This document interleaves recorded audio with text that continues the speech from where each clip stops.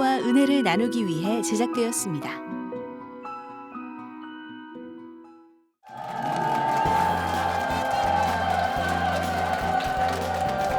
나는 어디에 있는가? 이걸 알아야 되거든요. 신앙이 자녀에서 소년으로, 청년으로, 아비로 자라가기를 원하고,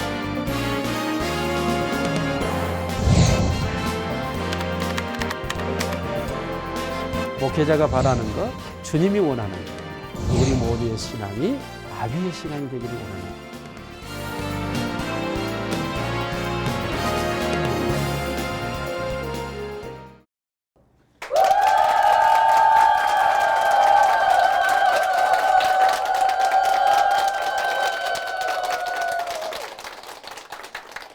이렇게 만나게 되어서 정말로 반갑습니다. 오늘 신앙백서, 우리가 신앙의 4단계라는 영적 세계로 한번 들어가 보겠습니다. 우리가 신앙생활을 한다는 것은 우리가 이 세상에서 다른 세상을 산다는 것으로 이해를 하면 됩니다. 우리가 흔히 믿음으로 산다라고 하는 말은 일반적으로 사는 사람들의 삶과 다른 삶의 방식으로 산다라는 것을 의미합니다. 그런데 그 신앙의 삶 속에도 여러 계층이 있습니다. 우리 모두가 한 장소에서 한 순서를 따라서 한 집리자를 통해서 예배하니까 다 같은 것 같은데 사실상은 각자 개인이 하나님을 예배하는 예배의 내용도 다르고 받는 은혜도 다르고 본인의 깨달음도 다릅니다. 우리가 다 같은 것 같아도 사실은 다릅니다. 왜 그럴까요? 그것은 영적 세계가 각자 다른 수준에 있기 때문입니다. 과연 그런 세계가 있을까요? 예수님께서는 믿음을 말할 때 이렇게 말합니다. 혈루병을 앓는 여인에게 그가 치료됐을 때 내 믿음이 너를 구원하였다라고 말씀합니다. 그런데 또 한편 예수님의 제자들이 풍랑을 만나가지고 두려움에 떨었을 때 예수님이 믿음이 적은 자들이라고 말합니다. 또는 이방인의 믿음을 보시고 예수님께서 내가 이와 같이 큰 믿음을 지금까지 본 적이 없다고 말씀합니다. 다시 말하면 예수님의 말씀 속에도 믿음이 있는 세계, 적은 믿음이 있는 세계, 그리고 큰 믿음이 있는 세계가 있다고 말씀하는 것입니다. 그렇다면 먼저 이 믿음의 세계로 들어가야 됩니다. 지금 이 시간에는 믿음의 세계로 들어가는 부분이 아니고 과연 우리의 믿음의 세계가 어디에 있을까 한번 이것을 스스로 확인하고 그 믿음의 단계가 성숙한 단계로 나아갈 수 있는 그런 시간이 되기를 바랍니다. 과연 영적인 세계가 있는가 하고 보면 요한복음 3장 5절에 성령으로 거듭나지 아니하면 하나님의 나라를 볼 수가 없다라고 말씀합니다. 다시 태어나야 된다는 것이죠. 그 태어나면 요한일서 5장 12절에 보면 아들이 있는 자에게는 영생이 있고 즉 예수를 믿는 자에게 그 속에 영원한 생명이 들어와 있다라는 말씀입니다. 누구에게 요한복음 1장 12절에 보면 영접하는 자 그 이름을 믿는 자들에게는 하나님의 자녀가 되는 권세를 주셨으니 이는 혈통이나 육조나 사람의 뜻으로 나지 아니하고 하나님께로서 난 자들이라고 말씀합니다. 그러므로 마치 엄마가 아이를 출산하듯이 하나님이 자기의 자녀를 출산했다라고 말씀하는 겁니다. 여러분 이 출산된 이 말씀은 에베소 2장 8절에 가서 보면 그 은혜를 인하여 믿음으로 말미암아 구원을 얻었나니 이것이 너희에게서 난 것이 아니요 하나님의 선물이다. 그렇습니다. 하나님께서 은혜로 우리를 선물 주어서 믿음을 갖게 됐는데 그것이 하나님이 구원의 자녀로 출생되는 시간이었다고 말씀합니다. 이것을 다른 측면에서 말할 때는 사도행전 1장 5절에 성령으로 세례를 받아 이렇게 말씀합니다. 성령 세례를 받으라. 여러분 교회 가서 물세례 받죠? 여러분 이 물세례는 그냥 교회가 형식적으로 성도를 인정하는 것이죠. 그러나 진정한 세례는 성령 세례를 받아야 됩니다. 그것이 출생된 하나님의 자녀이기 때문입니다. 이런 자를 가리켜 고린도서 5장 17절에 보면 누구든지 그리스도 안에 있으면 새로운 피조물. 이전 것은 지나갔으니 보라 무엇이 되었도다? 새 것이 되었도다고 말씀합니다. 자, 이것이 바로 우리가 영적 세계로 입문하는 단계를 성경은 여러 각도와 방편으로 말씀을 하고 있는 것입니다. 자, 우리 모두는 지금 이 세계에 들어와 있는 줄로 믿습니다. 자, 이런 영적 세계에 들어와 있는 우리에게 성경이 무엇을 말씀하느냐 하면 자라가라고 말합니다. 요한복음 10장 10절에 예수님께서 우리에게 생명을 주시고 그 생명을 풍성하게 하신다고 말씀합니다. 생명이 풍성해져 가는 이런 단계를 말씀하고 있는 거죠. 성장해야 된다고 말씀하고 있습니다. 고린도전서 3장 6절에 보면 하나님은 우리를 오직 자라나게 하시나니 하나님 우리를 자라나게 하시는 분, 낳았을 뿐만 아니라 성장시키시는 분이다. 이렇게 말씀을 합니다. 골로새서 1장 16절에 가서 보면 그러므로 성도들이 너희가 천하에서 자라 열매를 맺는도다 라고 칭찬합니다. 성도가 자라서 열매를 맺는 것을 기뻐하는 것을 우리가 보게 되는 것입니다. 이와 같이 생명이 자라나는데 에베소서 4장 14절에 보면 범사에 어디까지? 그에게까지 자랄지니라. 그가 예수 그리스도입니다. 예수 그리스도에게까지 자라가야 하는 것이 예수 생명을 가진 사람들입니다. 오늘 우리는 예수의 생명을 가지고 영적 세계로 들어와 있기 때문에 우리는 성경이 요구한 대로 하나님이 자라게 하시는 대로 우리는 성장을 해야 합니다. 그럼 과연 그런 성장의 단계를 그럼 성경이 말씀하고 있을까요? 그렇습니다. 우리는 성경을 살펴보면 신앙의 4단계의 요소를 우리에게 말씀하고 있습니다. 그러므로 이 신앙이 4단계 성장을 우리가 육체적인 인간의 모습으로 또는 은혜의 영역으로 또는 때는 성령으로 우리에게 묘사해 주고 있습니다. 요한일서 2장 12절에 가서 보면 14절까지 우리에게 성장의 요소를 말할 때 자녀들아 그리고 소년들아 그리고 청년들아 그리고 아비들아 이렇게 4단계를 표현을 합니다. 은혜의 단계도 보면 누가복음 1장 28절에 예수를 잉태한 마리아에게 은혜를 받은 자여 라고 말씀합니다. 그런데 다니엘서 10장 11절에 큰 은혜를 받은 자여 라고 말씀합니다. 스데반은 사도행전 6장 8절에 스데반을 향하여서 은혜를 충만히 받은 자. 그리고 마침내 창세기 6장 8절에 노아는 은혜를 입었더라고 말씀합니다. 여기서 은혜의 영역으로 보아도 은혜의 영역을 은혜를 받은 자, 큰 은혜 받은 자, 은혜가 충만한 자, 그리고 은혜를 입어버린 자 이렇게 은혜의 영역도 4단계를 말씀하죠. 이것을 에스겔서 47장에서는 보다 구체적인 표현을 하게 됩니다. 성전 문지방에서 흘러나오는 생수가 흘러내려오는데 사람의 발목에 차더니 일천척을 측량하고 났더니 무릎에 차고 다시 측량하고 났더니 허리에 차고 다시 측량했더니 능히 헤엄쳐 건너지 못할 강이 되었더라 그랬습니다. 이 은혜의 강수가 가는 곳에는 죽은 바닷물이 소생을 하게 되고 떠났던 고기들이 돌아오게 되고 모든 기펄이 소금이 되고 강가의 모든 나무들이 잎사귀를 내고 열매를 내고 그 잎사귀는 만국을 치료하는 약재가 되는 줄로 믿습니다. 은혜의 영역이 흘러가는 곳에 이런 역사가 일어나기 때문에 만일에 우리가 그런 은혜로 충만한 자의 삶을 살게 된다면 정말로 이 세상을 우리가 변화시킬 수 있고 새롭게 만들 수 있는 줄로 믿습니다.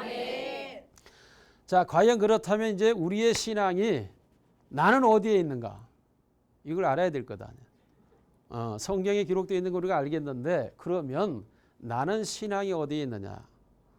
이 목회를 하면서 이렇게 성도들을 보면 이 사람은 능히 이걸 할 수 있을 것 같은데 라고 생각을 하고 실제 상담을 하거나 요구를 해보면 전혀 그 신앙에 따라오지 못하는 경우를 보게 되는 거죠.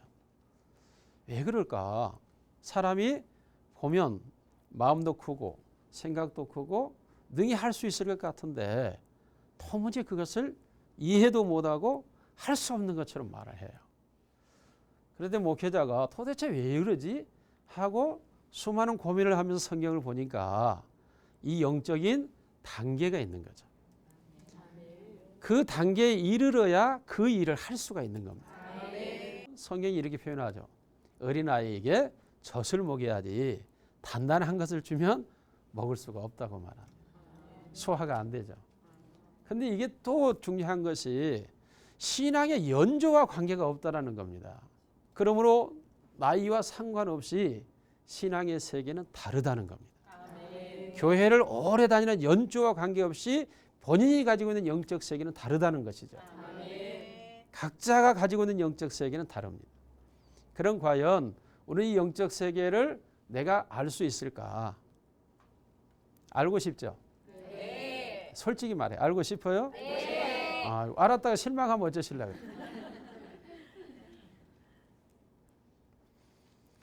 그러나 실망이 될지라도 알고 있어야 도전할 수 있고 도전해야 성장할 수가 있습니다. 그러니까 이 시간 알 때 내가 내 신앙이 이렇게 어렸나? 이런 실망감이 올지라도 절대 여러분 포기하지 마시고 이제부터 성장하는 기회가 되기를 바랍니다.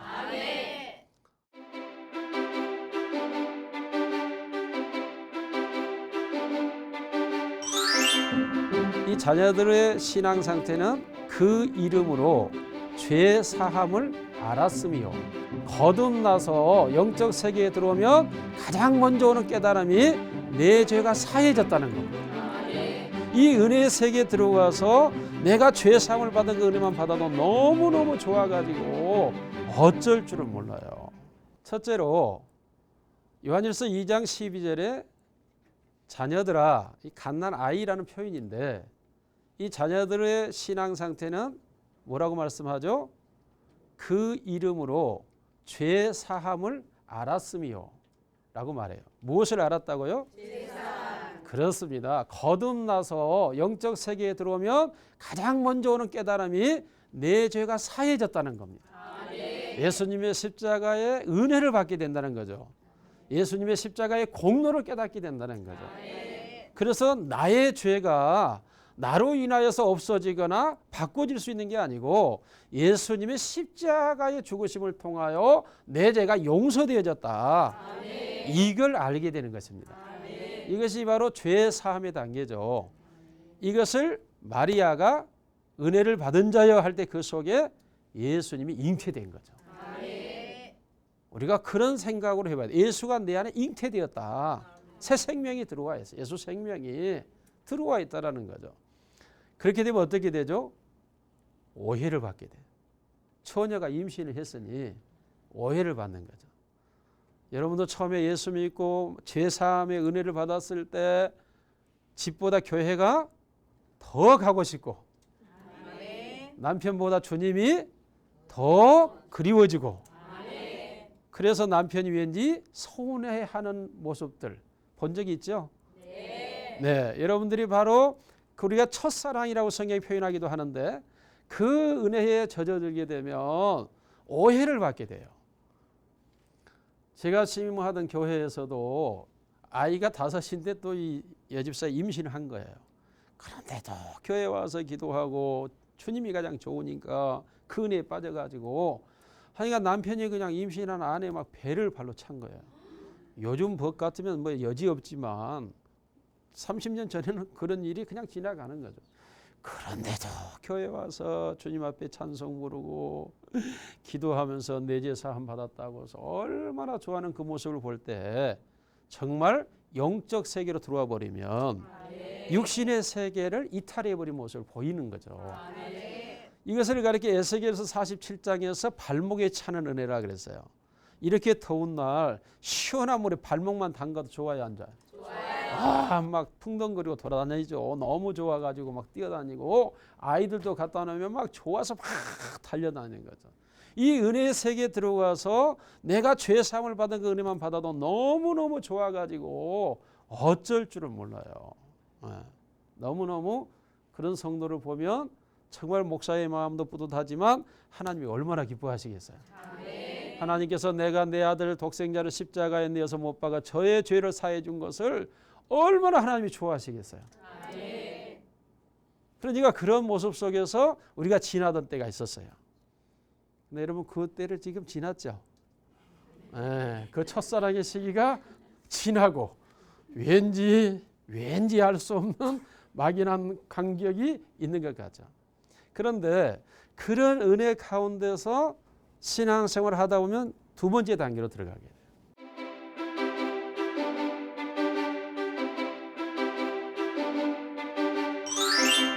초등학교 1, 2, 3학년 되면 아빠를 알게 되죠. 그때 아빠는 무엇이죠? 슈퍼맨이죠.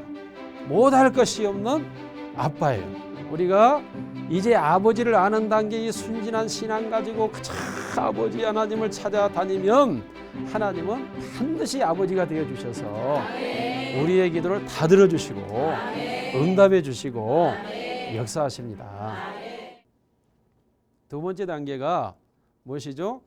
아이들아 너희가 아버지를 알았으며. 누구를 알았다고요? 아버지가 누구예요?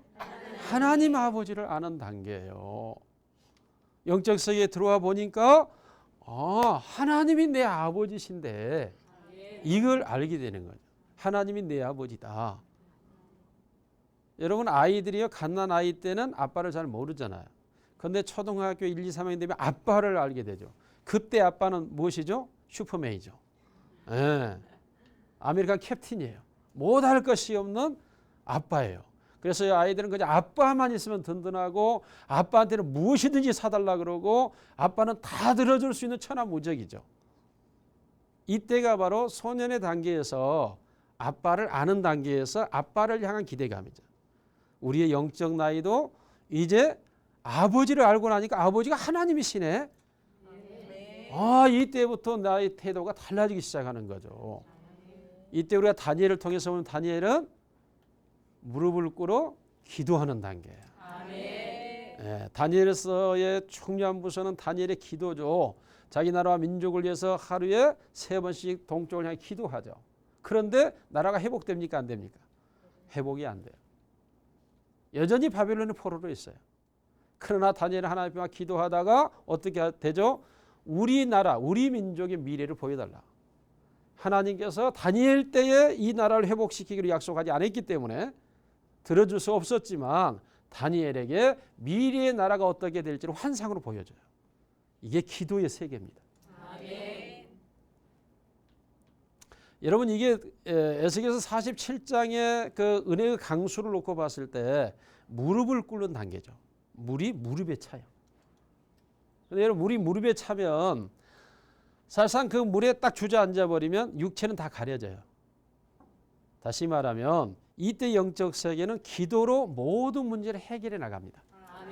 그래서 이전에는 남을 원망하던 것도 기도로 품기 시작하고 삶의 어려움도 기도로 가져오고 내 안에 갈등과 여러 가지 요소의 어두운 부분도 기도로 가지고 가서 하나님 아버지 앞에 내놓고 기도하기 시작하죠. 이때만 성도들이 이 정도의 신앙으로만 성장해줘도 목사는 편해요. 왜요? 자기 문제를 목사에게 가져오지 않냐고 누구에게? 하나님 아버지에게로 가져가는 단계니까.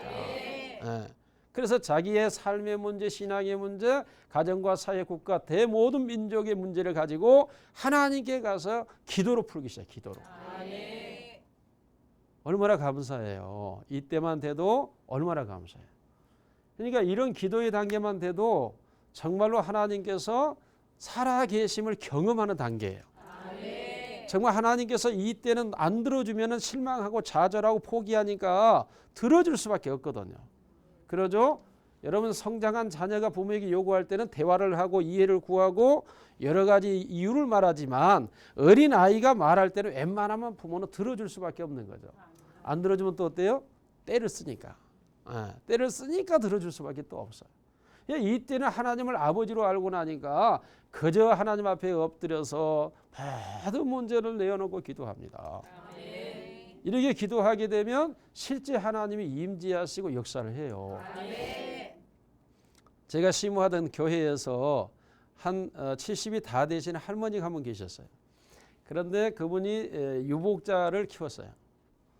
그러니까 얼마나 그 아들을 귀하게 여기고 그 아들만을 위해서 살아왔겠어요, 일생을. 그런데도 불구하고 그 아들이 어느 날 갑자기 교도소에 긴급 체포돼서 가버린 거예요. 그러니까 그 밤에 이 집사님이 나오셔가지고 막 성전에서 막 우는 거예요. 그러니까 사택이 성전 가까이 있으니까 울음소리를 듣고 제가 나가봤어요. 갔더니 막 울면서 하나님 내 아들 내놔, 하나님 내 아들 내놔, 하나님 내 아들 내놔 막 이러는 거예요. 그래서 내가 아니 집사님 무슨 일이십니까 했더니 우리 아들이 잡혀서 지금 교도소 가버렸다 안 그래요? 그러는 거예요. 왜 그랬답니까? 나는 몰라라, 나는 몰라라, 나는 몰라라. 그래서 내가 아버지 앞에 안 왔어. 내 아들 내놓으라고. 그러면서 내 아들 내놔, 내 아들 내놔. 그 의자를 치면서 우는 거예요. 저도 할 수 없이 옆에 앉아가지고 하나님 아들 내놔라 안 그래요. 빨리 내줘 보시오. 나도 하나님 앞에 빨리 아들 내놔 보시오 하고 이렇게 기도를 했어요. 같이 하다 그때 대신방 기간이어가지고 너무 지쳐서 집에 가 계시고 새벽에 또 만납시다 했더니 아니여라 목사님 들어가라. 나는 내 아들 내놓을 때까지 여기서 기도할라. 이러시는 거예요. 그래서 할 수 없이 저는 12시가 돼서 들어갔어요. 너무 지쳐가지고 뭐 있어봐야 도움이 안 되고. 그래서 들어가서 잠을 자고 새벽 4시에 새벽 기도실에 나왔는데 아직도 이분이 하나님 내 아들 내놔, 내 아들 내놔, 내 아들 내놔 하는데 그 의자 위가 침과 뭐 콧물과 눈물이 섞여져 가지고 뒤범벅이 돼 있는 거예요.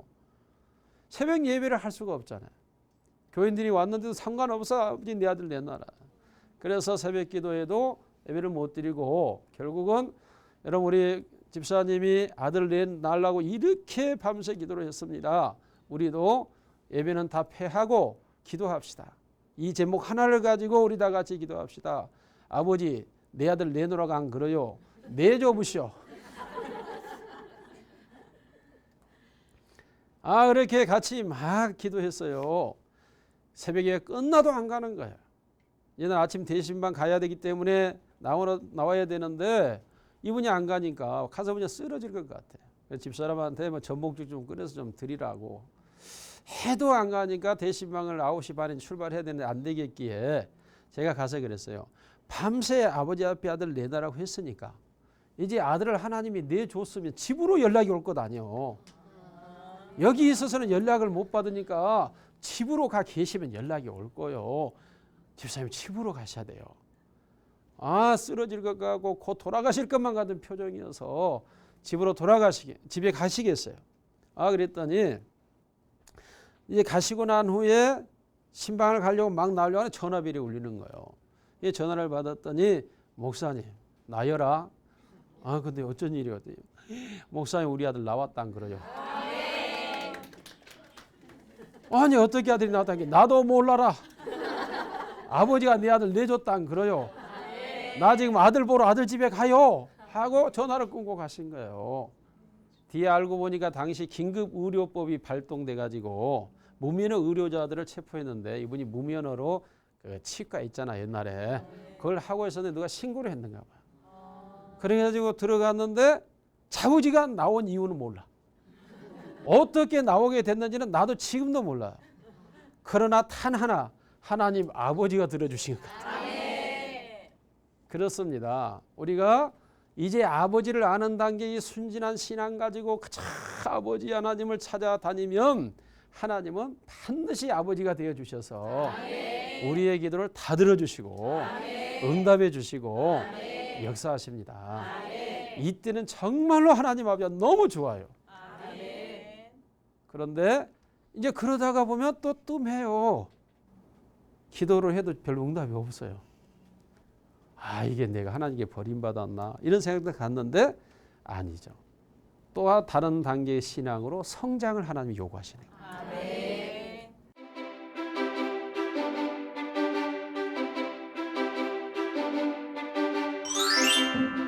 흉악한 자를 이기는 단계. 청년의 신앙이 때부터는 교회 일꾼으로서 일하는데 전혀 부담이 안 됩니다. 예, 스스로가 모든 죄를 이기면서 그 사역을 잘 감당하게 됩니다. 이때가 바로 청년의 신앙이에요. 청년의 신앙이란 말씀으로 충만하여 흉악한 자를 이겼음이니라 이렇게 말씀을 해요. 흉악한 자를 이기는 단계. 이때에 우리가 은혜로 말하면 은혜를 충만히 받았다 말하죠. 충만히. 스데반 집사가 은혜를 사도행전 6장 8절에 충만히 받았어요. 그래서 스데반 집사에게 이를 갈며 달려들어 돌을 던지는 그 무리들을 향하여 스데반 집사가 어떻게 대응을 하죠? 같이 막 일어나 싸웁니까? 어떻게 해요? 그렇습니다. 스데반 집사는 그 돌에 다 맞으면서도 주님을 포기하지 않아요. 실제로 정말로 그 신앙은 자기의 생명을 바쳐서라도 믿음을 지키는 신앙으로 드러나게 됩니다. 여러분 이것이 인간의 힘으로 되는 게 아니에요. 인간의 의지와 각오와 결단으로 되는 게 아니고 은혜를 충만히 받으면 됩니다. 그러니까 여러분들이 순교적 신앙을 두려워할 이유가 없어요. 그 상황이 됐을 때 하나님께서 성령 충만하게 해주시면 은혜 충만하게 해주시면 나도 순교자가 될 수 있는 거예요. 순교는 인간의 노력으로 되는 게 아니고 인간의 인격으로 되는 게 아니라 하나님의 성령으로 되는 겁니다. 스데반 집사에게 성령이 충만하니까 어떻게까지 가요? 예수님을 닮아가요. 저들의 죄를 용서하여 주옵소서. 얼굴은 천사처럼 빛나는 거예요. 그의 눈에는 하늘 보좌가 열린 거죠. 예수님이 보좌 우편에 서신 것을 보게 되죠. 여러분 흉악한 자를 이기는 단계 청년의 신앙이죠. 이때는 에스겔서를 통해서 보면 물이 어디에 찼다고요? 허리에 찼어요. 허리에. 허리는 뭐죠? 인간의 중심. 신앙의 중심을 잡고 있어요. 예. 이 신앙의 중심을 잡고 있을 때 우리는 어떤 유혹과 핍박과 시련이 닥쳐와도 절대 흔들리질 않습니다. 예. 하나님은 나의 주인이시고 예수님은 나의 구원자시고 성령은 나의 능력이다. 이것이 삼각트로 돼가지고 내 안에 딱 새겨져 있어요. 그러니까 내게 어떤 일이 닥쳐와도 하나님이 주인이셔서 주인의 뜻이 있어서 이렇게 되고 있다. 또한 예수님이 나의 구원자시기 때문에 어떤 상황에서도 예수님은 나를 구원하신다. 내가 연약할 때 하나님의 성령은 친히 나의 연약함을 도우시고 내게 힘과 능력이 되어주신다. 이러한 신앙의 무장이 철저하게 이루어지죠. 이것을 에베소 교회에서 에베소 6장에 가서 보면 전신갑주를 취하는 단계라 그래요. 전신갑주를 취하면 어떻게 되죠? 구원의 투구를 쓰고 의의 흉배를 붙이고 진리의 띠를 띠고 복음의 신발을 신고 믿음의 방패를 가지고 그죠? 성령의 검고 하나님의 말씀을 가지죠. 그리고 적의 화전을 소멸해요. 자, 이게 흉악한 자를 능히 이길 수 있는 자로서의 준비된 영적 상태를 성경이 말하고 있는 것입니다. 오늘 여러분 구원의 투구는 뭐죠? 항상 내가 구원받았다는 사람을 생각하고 사는 거예요. 내 가슴에는 언제나 무엇을 품고 살죠? 의, 믿음을 품고 사는 거예요. 언제나 믿음을 품어야 돼요. 하나님의 뜻대로 됩니다. 합력하여 선이 됩니다. 연단하여 정금이 됩니다.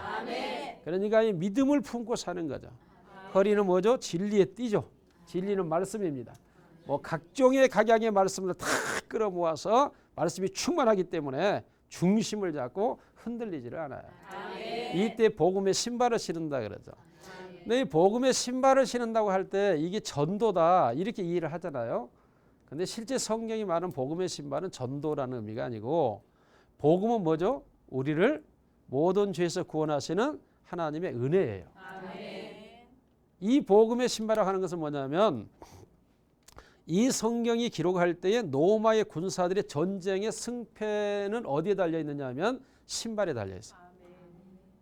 그들의 그 신발이 가죽으로 만들어진 그런 신발들을 신고 상과 들을 뛰어다니며 싸워야 되는데 발이 상하면 전쟁할 수 있어요, 없어요?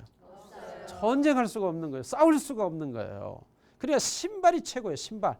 군인에게는 전쟁터에서 달려다닐 수 있어야 되고 싸워야 하기 때문에 그래서 신발이 편해야 전쟁에서 이기는 거예요.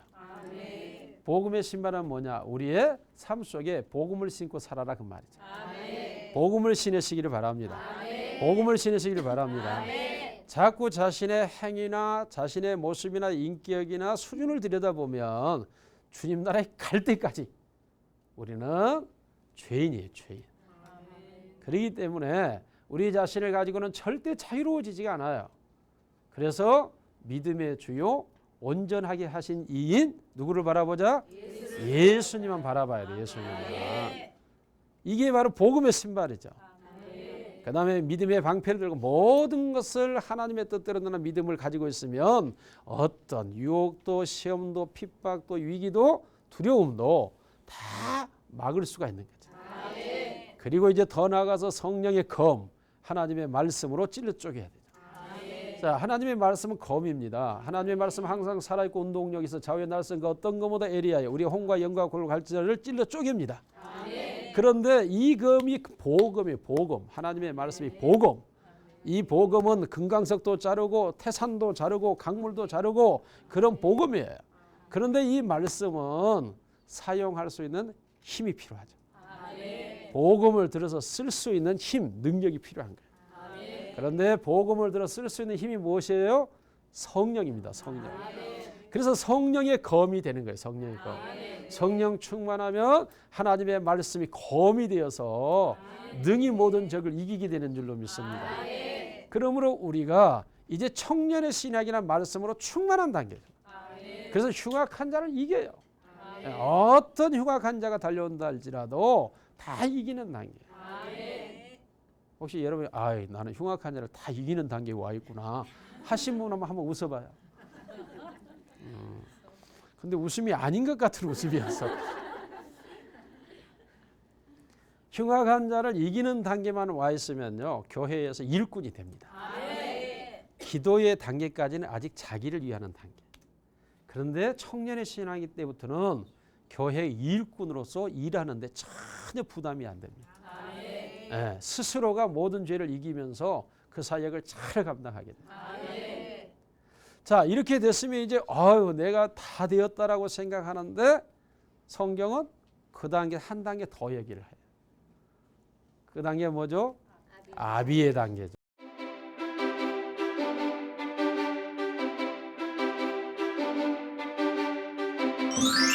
아비의 신앙이 되는 순간 하나님이 창조자시라는 걸 알게 되는 거죠.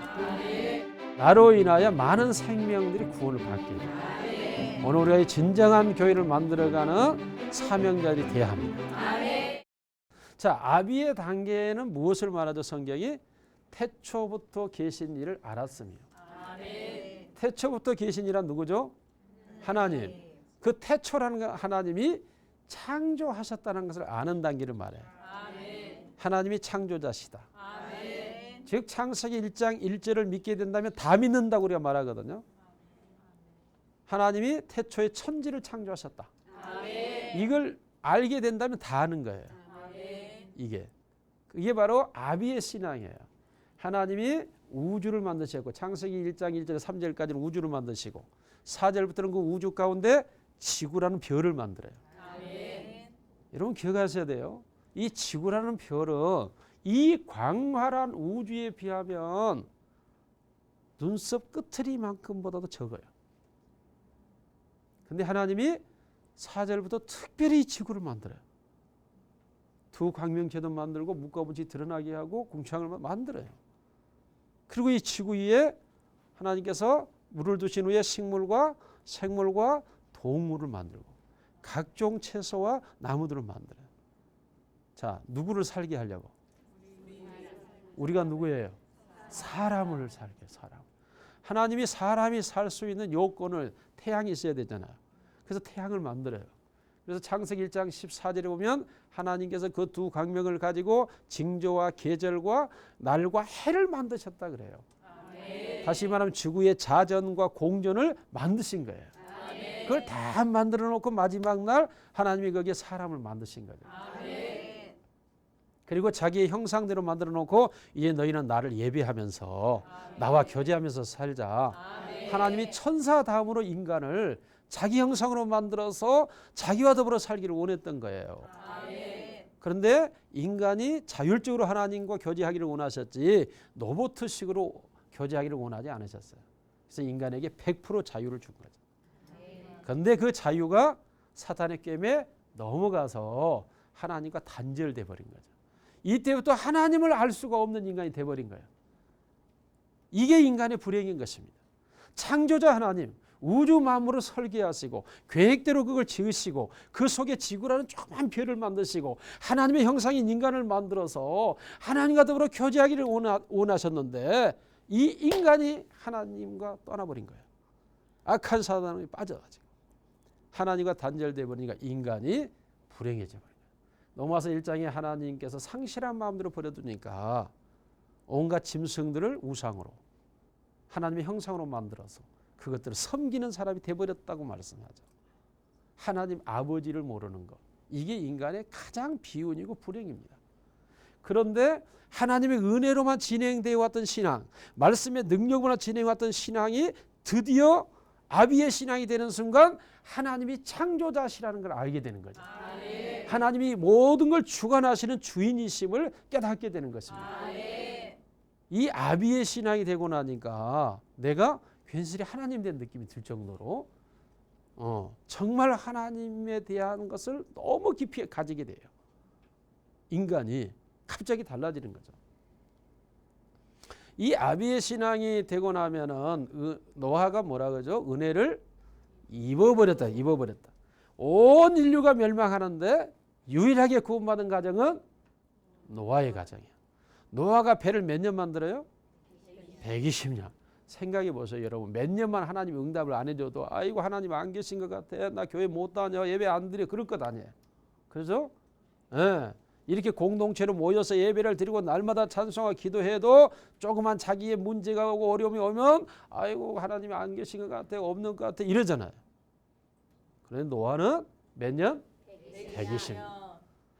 하나님의 역사가 없어도 120년 동안 하나님 말씀 하나 방주를 지어라 짓고 있는 거예요.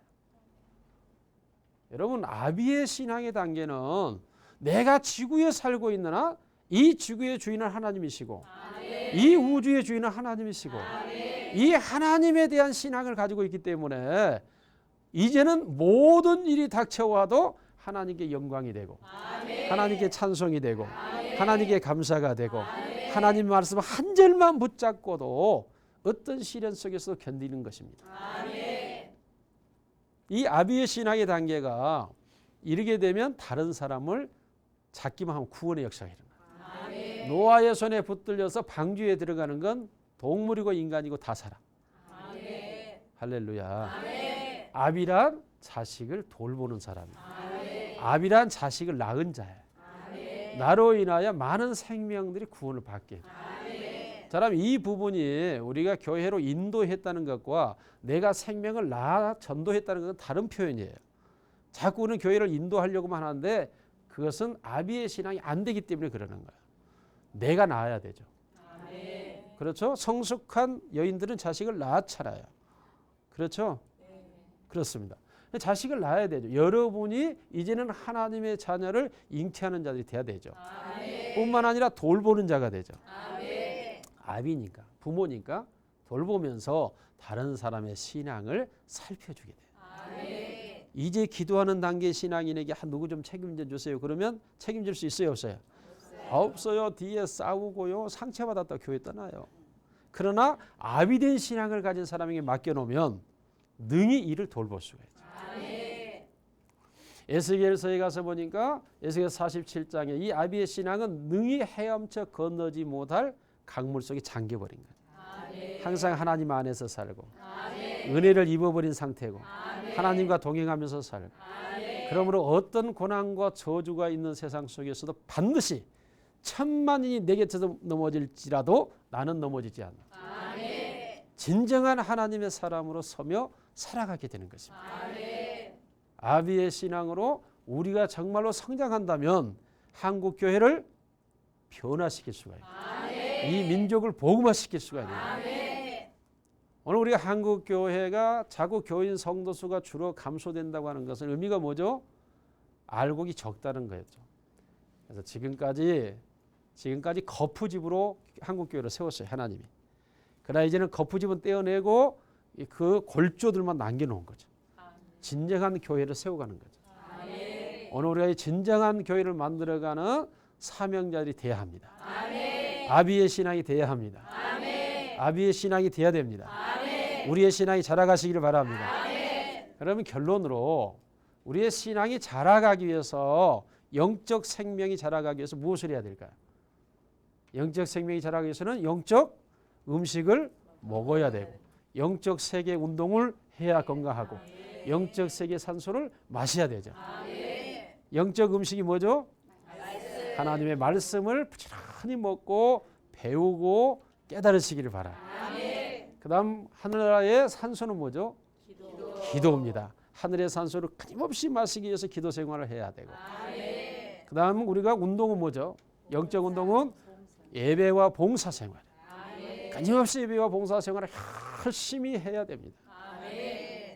그 다음 성장 요소 하나가 무엇이죠? 사랑입니다. 하나님의 사랑을 늘 깨달으시기를 바라고, 하나님의 사랑이 우리에게 부음받았음을 아시기를 원하고, 나도 그 사랑을 다른 사람이 흘러넘치게 줘야 돼. 이 사랑을 남들에게 주면 그들도 그 사랑을 또 다른 사람에게 주는 거죠. 이렇게 될 때 하나님의 나라가 왕성하게 이루어져 갑니다. 이제 우리는 하나님께 기쁨이 돼야 되고, 하나님의 자랑이 돼야 되고, 하나님의 손에 붙들려 쓰임받는 자가 돼야 돼요. 그러기 위해서 이제부터 여러분의 신앙의 상태를 한번 돌아보시고, 나는 신앙이 가난한 아이니까 죄사함의 은혜에서만 막 기뻐 뛰놀고 있는 모습은 아닌지, 또는 내가 지금 하나님 앞에 나를 위해서는 기도하지만은 다른 사람을 돌보지 못한 아직 이기적 상태에 머물러 있지는 않는지, 그러나 내가 지금 흉악한 자를 이기는 말씀 충만함으로 교회에 열심히 지금 일하고 있는 일꾼이고 모든 죄와 싸워서 이기는 자는 아닌지, 이제는 그렇다면 아비의 신앙으로 가기 위해서 여러분은 조금만 더 노력하시면 영적 세계에서 아비의 신앙 세계, 그 신앙 세계에서 살게 됩니다. 목회자가 바라는 것, 주님이 원하는 것, 우리 모두의 신앙이 아비의 신앙이 되기를 원하는 것. 여러분이 그러한 신앙의 삶을 살아서 여러분의 주변을 하나님의 나라를 만들어 가시기를 바라고, 여러분 주변에 있는 신앙의 상태들을 살펴서 그들의 신앙이 자녀에서 소년으로, 청년으로, 아비로 자라가기를 원하고, 은혜를 받은 자리에서 큰 은혜 받으시기 바라고, 은혜로 충만하시기를 원하고, 은혜를 아예 입어버리시기를 바라고, 발목에 차는 은혜에서 무릎에 차고 허리에 차고 능히 헤엄치지 못할 강이 되기를 주님의 이름으로 축원합니다. 여러분의 신앙 세계가 정말로 4단계 영적 신앙 세계 속에서 살아가기를, 은혜의 강수가 흘러넘치기를, 그래서 여러분이 가는 곳에 모든 것이 소생하고 살아나는 역사가 있기를 주님의 이름으로 기도합니다. 감사합니다.